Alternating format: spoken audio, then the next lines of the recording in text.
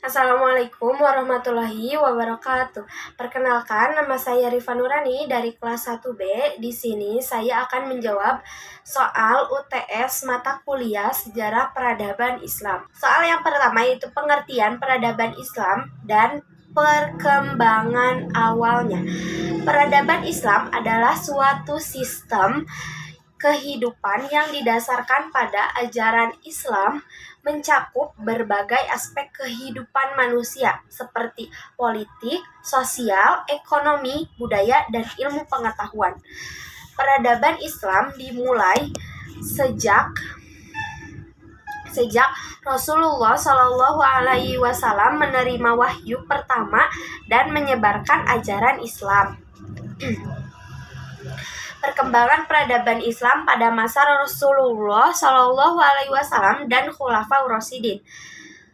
Yang pertama ada pendirian Madinah. Hijrah ke Madinah menandai dimulainya negara Islam pertama. Yang kedua, konstitusi Madinah.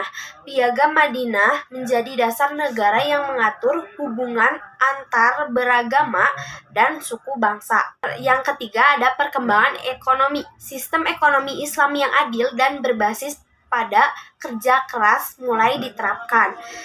Lalu ada masa Khulafaur Rasyidin. Yang pertama, ekspansi wilayah, yaitu perluasan wilayah Islam membawa pengaruh budaya dan peradaban Islam ke berbagai belahan dunia. Yang kedua, pembentukan sistem pemerintahan.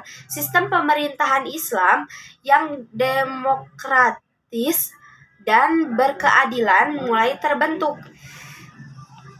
Yang ketiga ada perkembangan ilmu pengetahuan. Ilmu pengetahuan Islam mulai berkembang, terutama bidang agama dan hukum. Jawab soal kedua, dampak hijrah terhadap perkembangan Islam, yaitu hijrah Nabi Muhammad SAW dari Mekah ke Madinah memiliki dampak yang sangat signifikan terhadap perkembangan peradaban Islam, yaitu aspek politik, aspek sosial, aspek ekonomi.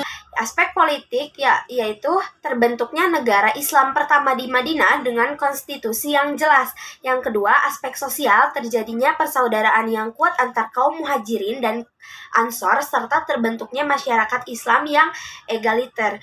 Yang ketiga, aspek ekonomi, terbentuknya sistem ekonomi Islam yang kuat dan adil serta munculnya berbagai aktivitas ekonomi seperti perdagangan. Yang selanjutnya nomor 3, perbandingan perkembangan ilmu pengetahuan pada masa Abbasiyah dan Umayyah. Yang pertama, dinasti Abbasiyah. Terjadi penerjemahan besar-besaran karya-karya ilmuwan Yunani dan Persia ke dalam bahasa Arab, yaitu pendirian lembaga pendidik. Berdirinya Baitul Hikmah sebagai studi dan penelitian. Yang kedua, perkembangan berbagai ilmu. Ilmu pengetahuan berkembang pesat di berbagai bidang seperti matematika, astronomi, kedokteran, dan filsafat. Yang tadi itu ada dinasti Umayyah. Fokus pada ekspansi atau lebih fokus pada penaklukan wilayah baru daripada pengembangan ilmu pengetahuan. Perkembangan ilmu agama lebih banyak dikembangkan dibanding ilmu-ilmu lain. Faktor yang mendorong perkembangan ilmu pengetahuan, yaitu yang pertama dukungan pemerintah atau khalifah memberikan dukungan penuh terhadap pengembangan ilmu pengetahuan. Yang kedua, minat masyarakat. Masyarakat memiliki minat yang tinggi untuk belajar dan mengembangkan ilmu pengetahuan. Yang ketiga ada terjemah karya-karya asing. Ketiga ada terjemah karya-karya asing. Terjemah karya-karya ilmuwan asing memperkaya khazanah ilmu pengetahuan Islam. Yang selanjutnya soal keempat yaitu zaman keemasan Islam dan tokoh-tokohnya. Zaman keemasan Islam adalah periode di mana peradaban Islam mencapai puncak kejayaannya dalam berbagai bidang, terutama ilmu pengetahuan. Tokoh-tokoh ilmuwan muslim yang pertama yaitu ada Ibnu Sina, ahli pengobatan dan filsafat Yang pertama ada Ibnu Sina, ahli pengobatan dan filsafat. Yang kedua ada Al-Khawarizmi, bapak aljabar dan algoritma. Yang ketiga ada Al-Biruni, ahli astronomi, geografi, dan sejarah. Yang keempat ada Ibnu Battuta, penjelajah dunia muslim. Selanjutnya, soal yang terakhir, soal kelima, kebijakan toleransi beragama pada masa Umayyah dan Abbasiyah.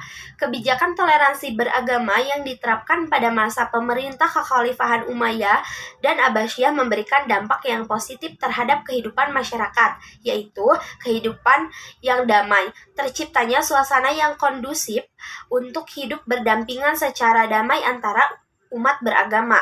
Yang kedua ada ilmu pengetahuan. Yang kedua ada ilmu pengetahuan. Orang-orang non-muslim dapat berkontribusi dalam perkembangan ilmu pengetahuan. Nah, yang ketiga ada perekonomian yang kuat. Toleransi beragama mendorong pertumbuhan ekonomi karena adanya interaksi antar berbagai kelompok masyarakat. Nah, ada pula contoh kebijakan pendirian rumah ibadah. Yang keduanya ada pemberian kebebasan beragama. Sekian dari saya. Wassalamualaikum warahmatullahi wabarakatuh.